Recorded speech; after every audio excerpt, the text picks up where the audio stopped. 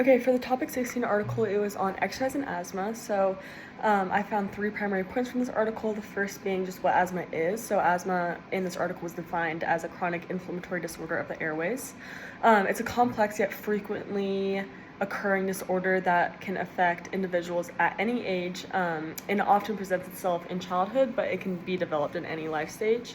And it often presents itself as symptoms of intermittent respiratory distress, wheezing, breathlessness, and chest tightness. And these symptoms are a direct result of the narrowing of the lower airways, otherwise known as bronchoconstriction, caused by inflammatory processes like excess mucus production or smooth muscle dysfunction within the lower airways. So asthma attacks can result from a lot of different stimuli, irritants, or allergens within an individual's environment. Triggers are often diverse between asthmatic patients, since it's such a diverse and complex disorder.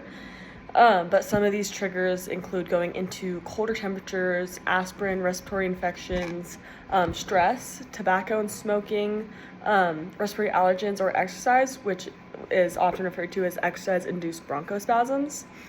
And in the article, I found this to be ironic, but it stated that an increase in exercise in asthmatic individuals can result in unwanted exercise-induced bronchospasms, yet regular physical conditioning activities, physical activity was recognized as a benefit in the overall management of asthma.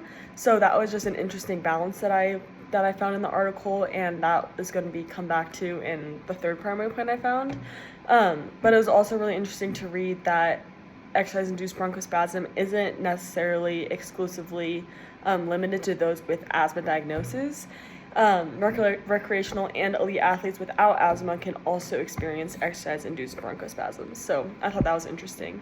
And then the second point I found were just the medications used to treat asthma. They're either classified as bronchodilators or anti-inflammatory, and they could have short-lasting or long-lasting effects based primarily on what the asthmatic patient needs.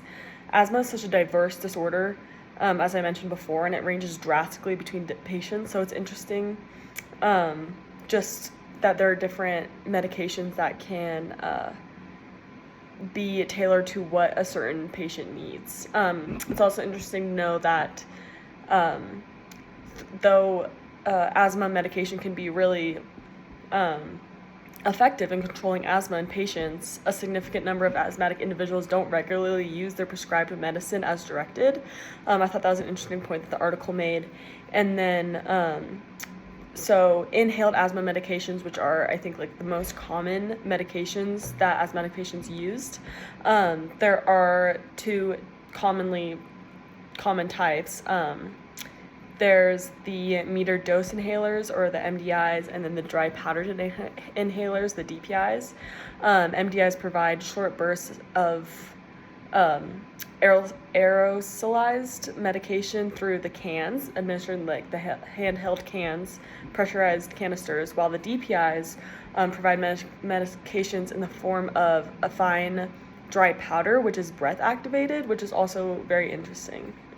The third primary point I found was that was just the way that athletes need to train. Athletes with asthma need to train. So athletes with asthma have to consider the bronchoconstriction risk and factors when training. And they may demonstrate lower exercise tolerance or lower performances just because of the factors that are related to their decreased pulmonary function. Exercise-induced bronchospasm and muscular deconditioning or lower levels of physical activity can also cause a decreased cardiorespiratory fitness, which can also be related to their lower exercise intolerance or just their lowered prolonged performance levels. But exercise-induced bronchospasms can be prevented or reduced through pre-treatment. So whether that's like taking a puff of an inhaler before exercise or taking it as needed. So it can be prevented through medications, but the anxiety from a potential experiencing of an exercise-induced bronchospasm and feelings of breathlessness have been shown to prevent participation in exercise and sports, which from asthmatic individuals just leads to lower physical activities and then lower levels of physical activity, and then that in turn leads to lower quality of life and lower cardiorespiratory fitness, muscular deconditioning, and all of that. So cardiorespiratory and muscular deconditioning have been shown to have a negative impact on breathlessness during physical activity because of the heightened muscular fatigue and increased ventilation rates. If they're just not used to that, and that exercise-induced bronchospasm occurs, it just has a negative impact on that. And then lower physical activity has also been associated with the severity and prevalence of asthma. So regular physical activity plays a really important role in regulating asthma and in contributing to the overall health of an asthmatic individual. And with the proper management, individuals with stable asthma and exercise-induced bronchospasms can and should safely participate in physical activity and training programs. So in regulating asthma and physical activity, individualized warm-ups and cool-downs are really important to control attacks, and they can also enhance successful long-term tolerance to more vigorous training programs down the road. So in applying this to my future career, it's really important for me to know this as a strength and conditioning coach, to be able to recognize the importance of the effects that asthma can have on an athlete and just the anxiety that can come behind that, and not wanting to push themselves for fear of having an asthma attack or an EIB. It's so important to also recognize the signs of an EIB and to know what an athlete does to medicate so that I may be able to help during an attack.